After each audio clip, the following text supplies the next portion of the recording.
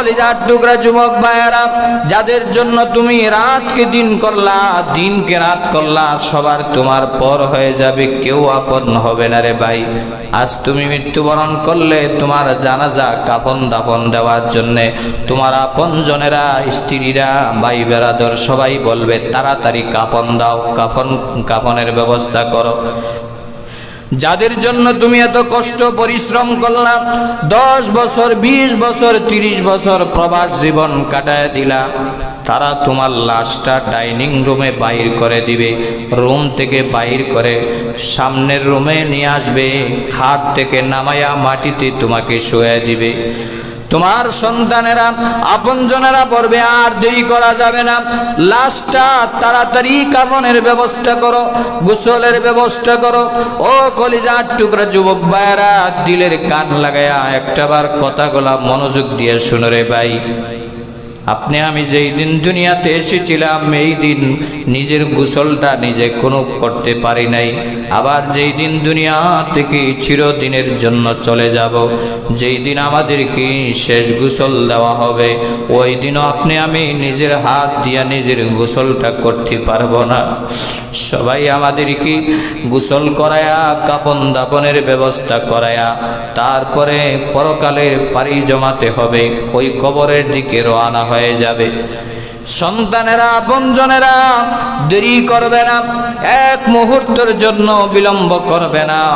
মাটির মানুষ মাটির সাথে মিশিয়ে দিয়ে আসবে। আপনজনেরা, সন্তানেরা তোমার বুকের উপর উঠে উঠে বাঁশ চাপা দিবে, মাটি চাপা দিবে।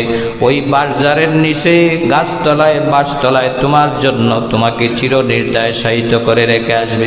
1 দিন 2 দিন 3 দিন 4 দিন স্ত্রীরা, আপনজনেরা কাঁদবে হয়তো। 4 দিন 5 দিন চলে গেলে আপনার কবরের পাশে কেউ যাবে না রে ভাই, বয়ে যাবে না, ওই বাঁশতলায় কেউ যাবে না, গাছতলায় কেউ যাবে না।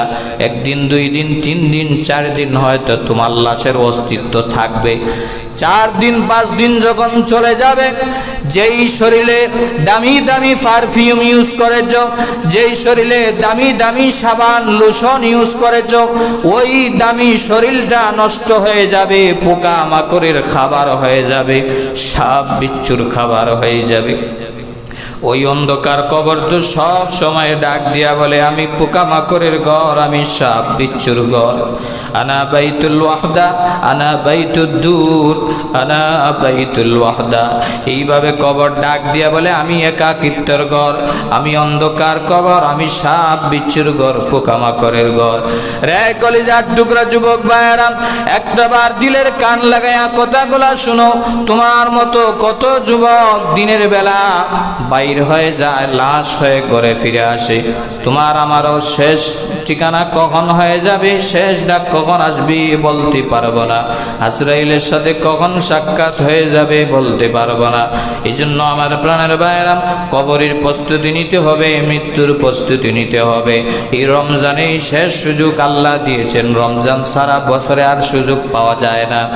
এই কবরে আপনাকে আমাকে রেখে আসবে। 4 দিন 5 দিন চলে যাওয়ার পরে শরীরের চামড়া গোলা খসে যাবে, গোশত গোলা খসে খসে পড়ে যাবে। যেই চুলের ভিতরে দামি দামি তেল ইউজ করেছো, অলিভ অয়েল তেল, দামি দামি পারফিউমের তেল ইউজ করেছো, পর্দার অন্তরালের মা বোনেরা, এই রূপ লাবণ্য চিরদিন থাকবে না, পোকামাকড়ের খাবার হয়ে যাবে। শেষ পর্যন্ত এই চুলগুলা খসে যাবে, পরে যাবে, চামড়া পরে যাবে, চামড়া গোলা খসে যাবে, গোশত মাংস গোলা খসে যাবে, হাড় গোলা একাকিত্ব হয়ে যাবে।